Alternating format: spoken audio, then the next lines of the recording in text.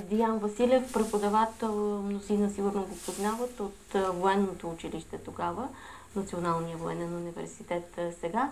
Ние се познаваме с него от 1997-8 година, когато телевизия Видеосат започна да прави едно малко вестниче. Той работеше в предпечатната подготовка, така да се каже. Казвам му добре дошъл в студиото. Преди няколко дни се завърна от Щатите. Благодаря ти, че прие поканата и сега веднага си тук в нашето студио. Нека да върнем лентата назад в времето и преди да ни разкажеш какво правиш сега в Щатите, сбъдна ли мечтата си, да поговорим за това какво те насочи към онази земя.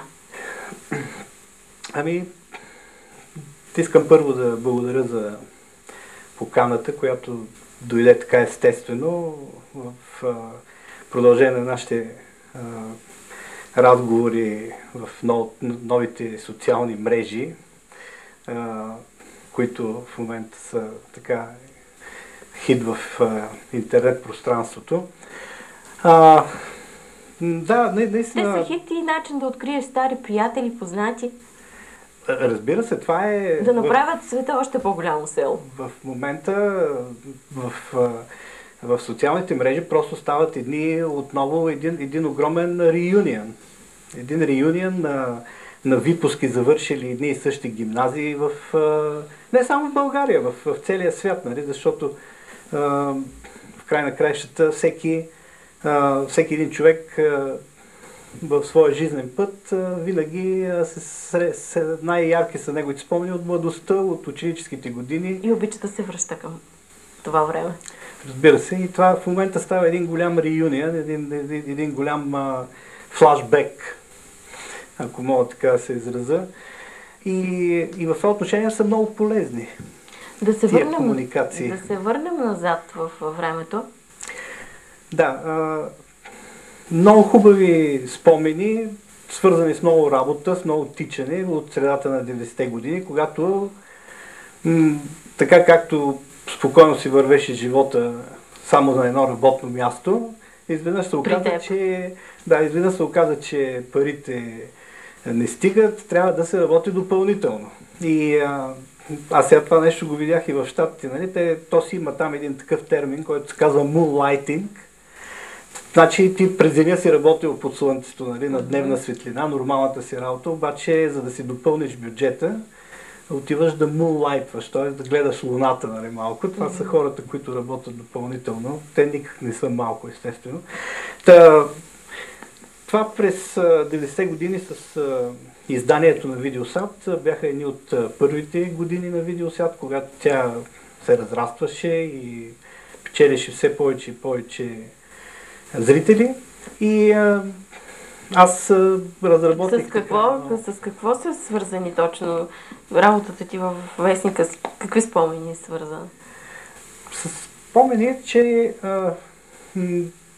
просто ние там с един много така сплотен екип от хора, които се брояха на пръсти, успяхме това издание да го пуснем и да помогнем на тая малка медия, печатна медия, да помогне на голямата медия, нали, да стане още по-популярна.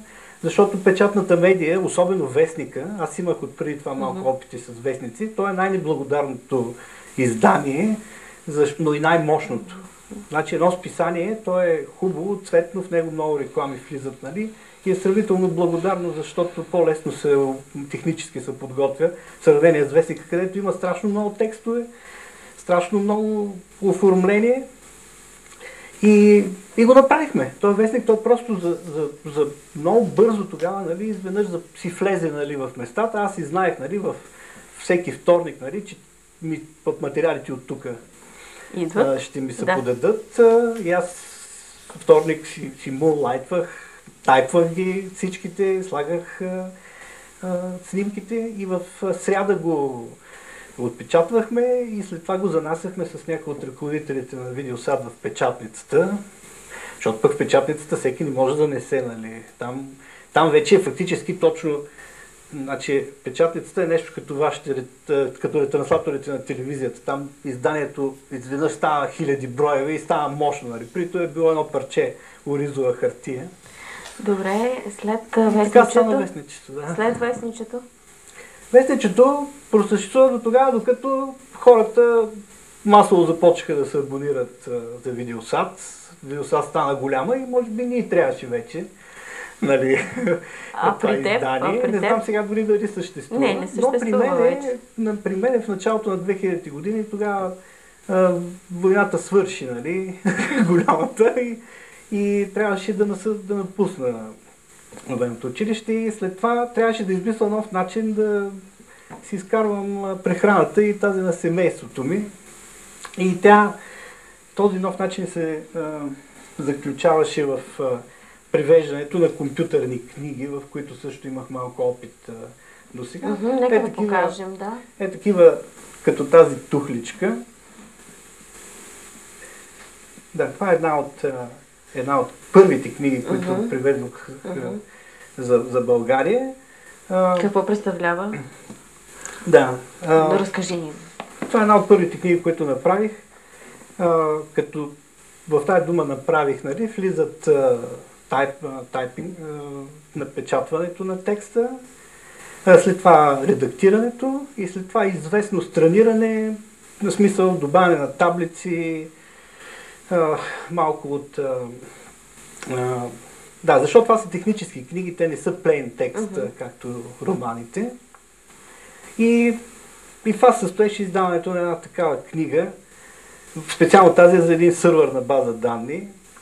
И така, както е тази тухличка, успях да нареда за 2 години 30 такива. Някои от тях малко по-тънки, но някои пък малко по-дебели, така че горе-долу. Но ти ли беше достатъчно работата по тези тухлички да реши да... Или щатите бяха твоя мечта? Достатъчна, значи това е... Нека примерно образно казано, нали, да направим сега някакъв паралел, да кажем да съм превеждал творчеството на един от моите любими писатели, Кърт Вонегът, но да не съм ходил в Щатите. Тоест, да кажем също някакъв паралел, нали, примерно да си превеждал романтични романи, но да не си излизал на среща с момиче, реално.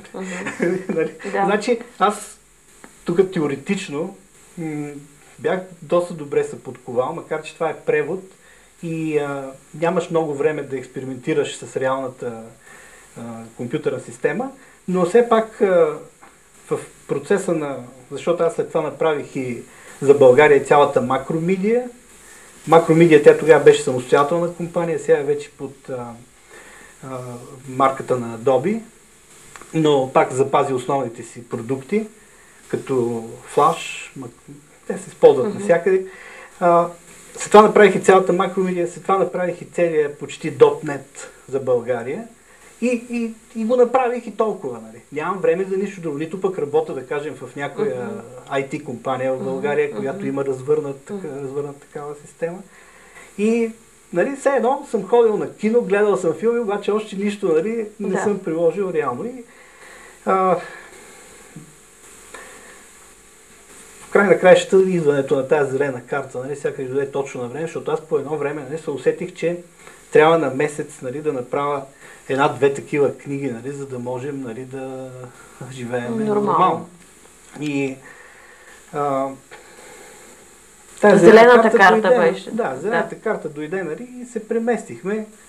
Отначало естествено, че веднага не станаха. Къде се установихте? Нещата в Южна Калифорния. Това е от юг на север с Сан Диего, след това е Ориндж Каунти и след това е Лос Анджелес. Ние живеем горе-долу в северната част на Сан Диего Каунти. Как избрахте? Къде? Да, това е другата тема, която ми се иска да засегна. Избрахме заради големия ми син, защото той още от тук беше